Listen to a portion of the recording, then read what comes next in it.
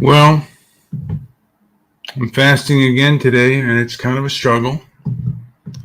I'll occasionally get that urge to eat, and then I'll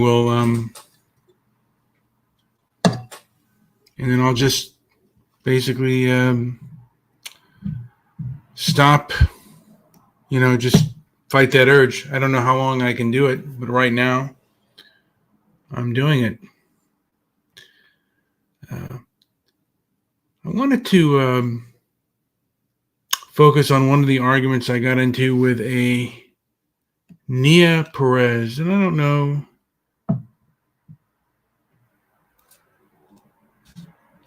She's got a Hispanic surname, and I don't know if she is what would be called an Afro-Latina or whatever. But I was mentioning that conservatives in general, conservatives, moderates, libertarians, should basically, as a moral principle, boycott the NFL and the NBA. Because why deal with people who hate you? Now, if you're white, of European descent, why deal with people who hate and despise you? This was after an incident where a black player got hostile to a white player. And this has become even worse since we're living in a post George Floyd world. And what you should learn on average is that no good deed goes unpunished. A lot of times when you're nice and do something good,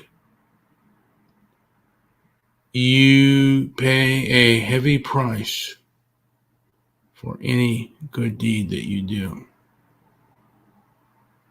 Now, on average, you have to be somewhat diplomatic on YouTube and on X as well, formerly known as Twitter. But I'm reading in the news that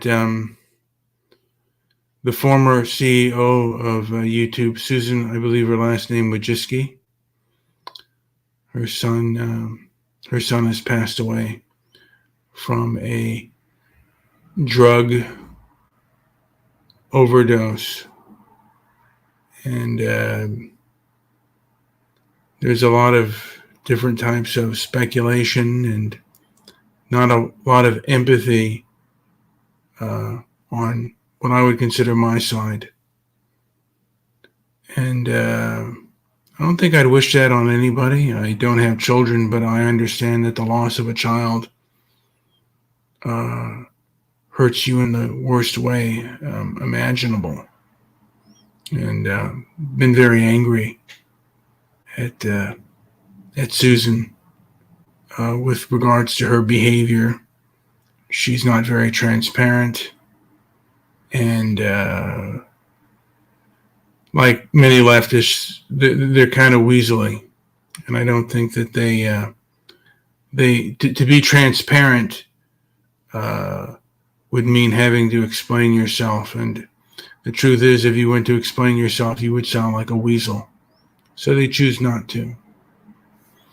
Anyway, I'm going to get back to this Perez person who was basically, I said, basically people who are prone to anger are not to be trusted. And she said everyone is prone to anger because it's a natural human emotion. Anger is a natural human emotion, but not everyone is prone to anger. Anger has its place, but someone that is angry all the time is not to be trusted. Itching my nose. So, yeah. And she believes that Black Americans need to be made whole in order not to have this racial vendetta that many have towards whites, and that would solve their behavior.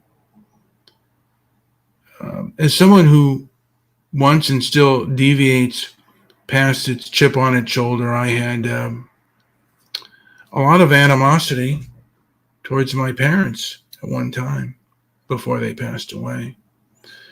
And in my mind, I had good reason. I could articulate it. And I mean, in my intellectual mind, I still had a good reason, but it did no good. And she's one of those, she calls herself a conservative Christian. Don't know what that means. I'm not a Christian myself. I mean, I grew up in the Catholic faith, but I don't necessarily believe in I want to use words, but I don't believe in the supernatural. But I want there to be a higher power, and I have certain questions. But again, I've gone through an angry phase as a young man, and I still have that angry phase. And one of the reasons that I'm fasting is to kind of control my anger. Children get angry when they're hungry, and I know that food is abundant. And if I can control my desires, one of them being the desire for hunger, my hunger desires, I can also help, or better help, control my anger. And when you see things that are absurd, or somebody in a place, even a place that you used to be, it can make you angry. And sometimes it even makes you, because you've been there. It's kind of like when you're a child who believes in Santa Claus, or who used to believe in Santa Claus, and you no longer believe in Santa Claus. A lot of times when you talk about, when you talk to another child that still believes in it, you get really upset. And again, I used to have a victim mentality. I've always been a conservative, but I did have a victim mentality.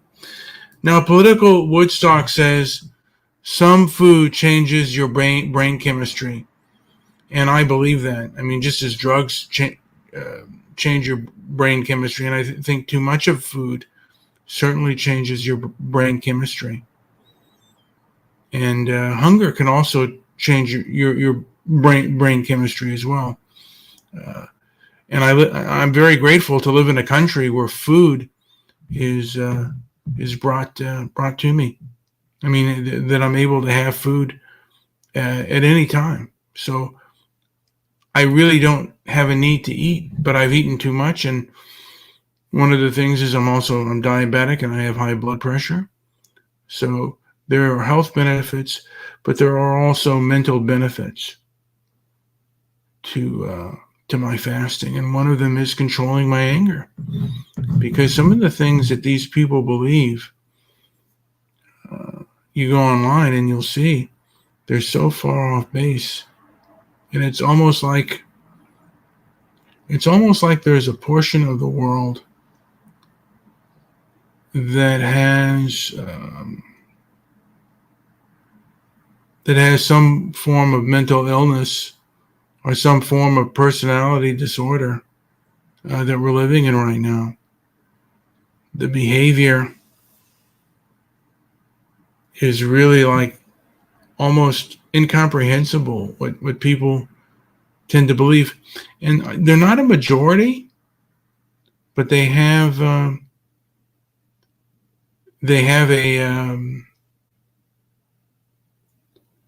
they have power, and the majority doesn't need Majority doesn't need. The powerful don't need a majority to gain power.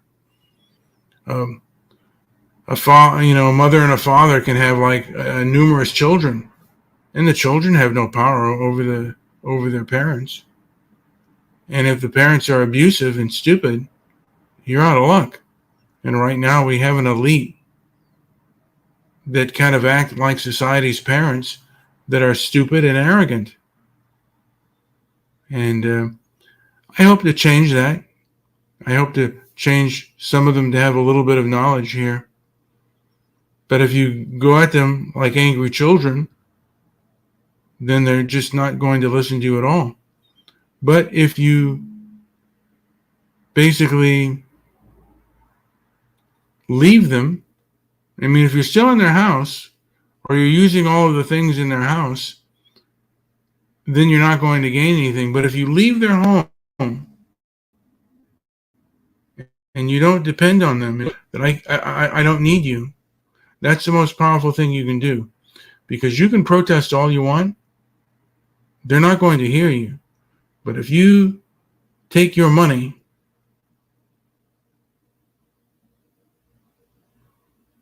and don't spend, if you take your money and put it in your pocket or spend it elsewhere, they'll notice that.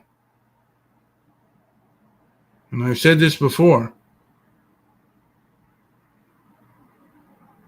It's better to act as though you don't need them than they'll act like, hey, I need you, and what you say is important. On average, nothing is certain. But if you are strong enough not to need them, that's when they're more likely to look towards you. Right now, all we're doing is yelling and screaming for the most part, and then we make a few boycotts, but they're not done in a very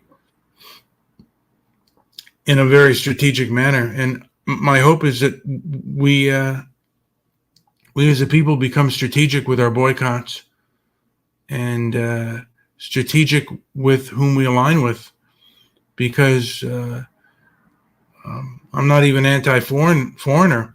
It was Americans that basically told us to stay inside.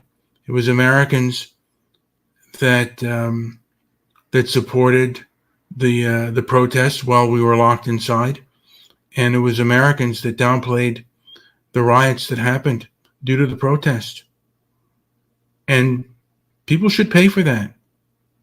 If this is a noble and righteous society, people should pay for the behavior that they did, and there should be boycotts, and there should even be blacklists for that behavior.